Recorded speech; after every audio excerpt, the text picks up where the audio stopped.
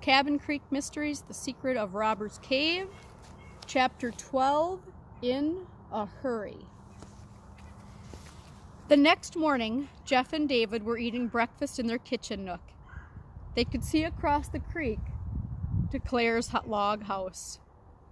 Uncle Wyatt was backing his Jeep out of the driveway. David's spoon paused over his cereal bowl. "There goes Claire," he said. Jeff was spreading peanut butter on his toast. "Too bad she and Yum Yum will be gone until dinner." The brothers looked at each other. They were thinking the same thing. "Now it's our chance," said David. "We can do some exploring our way." Jeff didn't want their cousin to feel left out, but he was tired of research, and he didn't want to be stuck at their cabin all day. "Yeah," he said, "what are we waiting for?" With just 2 boys and 2 dogs, the canoe sailed swiftly over the sandy cove.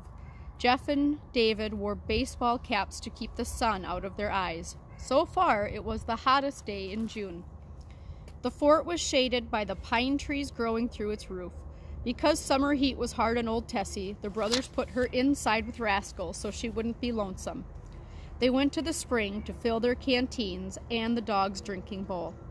Packs on their backs, they closed the picket gate. Even though the lookout tower was just a short hike away, the boys stopped to listen. Blue jays squawked from the trees, and a pair of squirrels chased each other through the brush.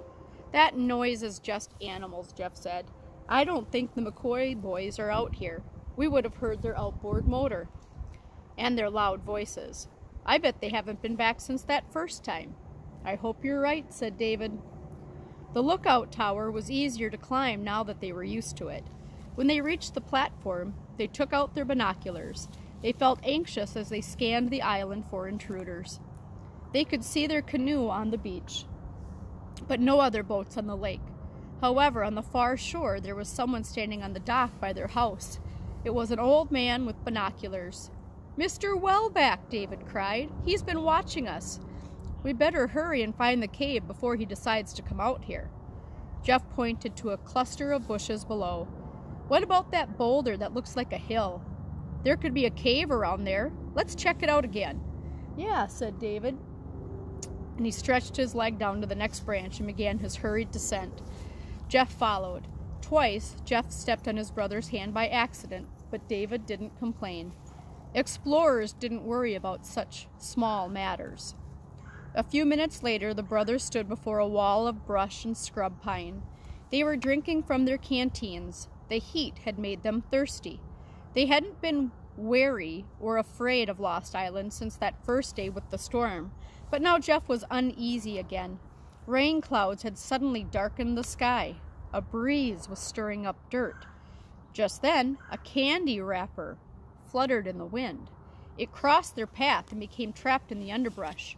"Oh no," David cried. "The McCoys were here." Trying to track down the proof, he crawled after the wrapper. Only the bottoms of his sneakers were visible as he disappeared. A moment later, David yelled for his brother. His voice echoed as if he were in an empty room. "Quick! You won't believe this!" On his hands and knees, Jeff followed under the scratchy boughs of a spruce tree. Down a slope, he finally reached David and stood up. Before them was a narrow opening to a cavern.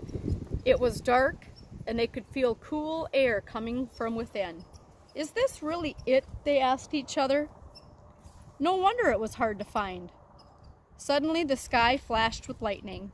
They hurried to stand in the safety of the cave's deep entrance. A loud rumble of thunder was soon followed by rain. "Phew," Jeff said, taking off his cap. "At least it's dry in here." "Think we should go in if there's a storm?" David wondered. "Well, it's too dangerous to canoe home right now," Jeff reminded him. "And we're here. We may as well have a look." "Okay, I guess so. Let's make sure we're ready. Got your flashlight? Here's mine." David rummaged through his pack. "Check," he said, clicking his phone on. "What about your sketch pad and pencil so we can map out this place?" "Check." "Canteens?" "Check," they both answered. "Walkie-talkies?" "Check," they answered again. "Trail mix?" "Check." "Chocolate? How about red licorice?" "That'll do. Let's go." "You first," cried David, and into the cave they went. Okay, so the next chapter is called twists and turns. This is a good place to just think for a moment. What do you think's going to happen? Would you have gone into the cave? Do you think it was a smart or safe decision for the two boys to go into the cave? Some really good questions to consider.